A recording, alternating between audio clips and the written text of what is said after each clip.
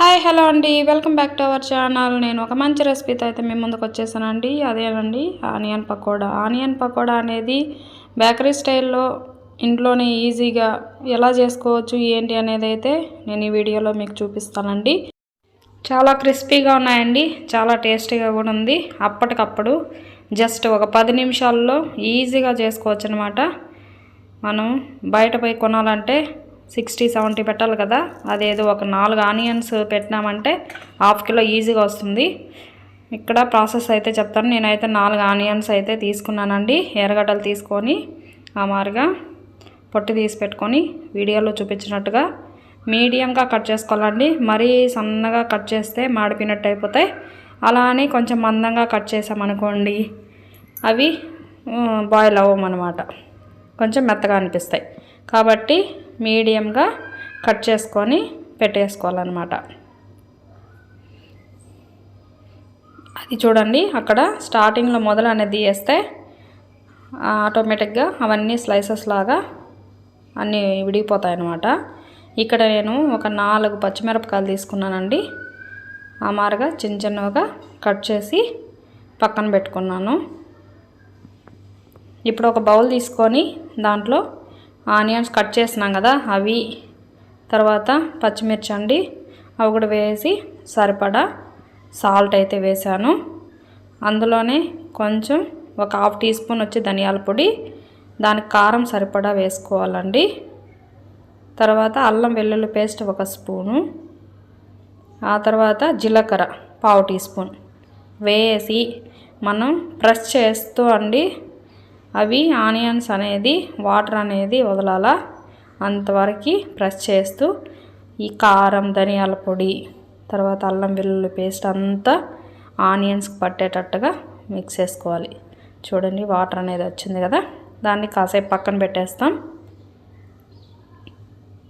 ఇప్పుడు ఒక 3-4 మినిట్స్ పెట్టేస్తే సరిపోతుందండి. వాటర్ అనేది ఇంకొంచెం ఊరుతాయి. ఒక కప్పు అయితే నేను శనగపిండి తీసుకున్నా, దాంట్లో ½ కప్పు బియ్యపిండి అండి. మనం శనగపిండి దేంతో అయితే తీసుకుంటామో దాంట్లో ½ తీసుకోవాలండి బియ్యం పిండి అనేది. అది వేసేసి మళ్ళీ ఆనియన్స్ని ప్రెస్ చేస్తూ కలిపామనుకోండి ఆల్మోస్ట్ 95% అదే మిక్స్ అయిపోతుంది. ఒకవేళ అట్లా మిక్స్ కాకపోతే జస్ట్ 1 స్పూను లేదా 2 స్పూన్లు వాటర్ అనేది వేసుకొని బాగా ప్రెస్ చేస్తూ మిక్స్ చేసుకోవాలి. ఎంత గట్టిగా మనం అది ఆనియన్స్ అనేది కలుపుకుంటామో అంత క్రిస్పీగా అంత టేస్టీగా ఉంటుందన్నమాట పకోడా. అది పక్కన పెట్టేసుకొని ఇప్పుడు స్టవ్ మీద ఒక పెనం పెట్టుకొని డీప్ ఫ్రైకి ఆయిల్ అనేది వేసుకోవాలి. ఈ ఆయిల్ బాగా వేడెక్కుండాలండి. మీడియంగా వేడిగా ఉంటే క్రిస్పీగా అనేది పకోడా రాదనమాట. చూడండి వేయంగానే పైకి తేలింది కదా. ఇప్పుడు మనం కలుపుకున్న ఎర్రగడ్డలు అంతా కొంచెం కొంచెం పకోడా మారుగా వేసేసుకోవాలి. ఒకే దగ్గర వేయకుండా ఆ మారుగా వీడియోలో చూపించినట్టుగా వేసుకోవాలి. వేసుకునేసి ఒక 2 మినిట్స్ తర్వాత కదపాలన్నమాట. చూడండి ఆ మారుగా అయితే గోల్డెన్ కలర్లోకి మారుతాయి. బాగా ఫ్రై అయినాక తీసి పక్కన పెట్టేసుకోవాలండి. ఇది రాని వాళ్ళ కోసమేనండి, మాకొచ్చు అని మాత్రం కామెంట్ చేయొద్దండి.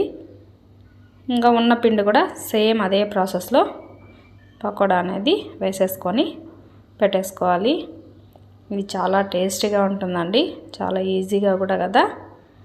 మనం షాపుకు పోయి కొనుక్కొని వచ్చే టైంకి ఇంట్లోనే చేసేయచ్చు అనమాట. ఫైనల్గా అయితే నేను కరివేపాకండి మారుగా చిల్లులు గట్లో వేసుకొని ఒకసారి ఆయిల్లో పెట్టుకొని నేను పకోడా మీద అయితే వేసేసుకున్నా. లేదు మీరు ఇలా కాకుండా ఉంటే ఆల్రెడీ మనం పకోడా అనేది ఫ్రై అవుతూ ఉంటుంది కదా, అప్పుడే కూడా వేసేయచ్చు. చూడండి ఎంత క్రిస్పీగా ఉంటాయో, చూసారు కదా.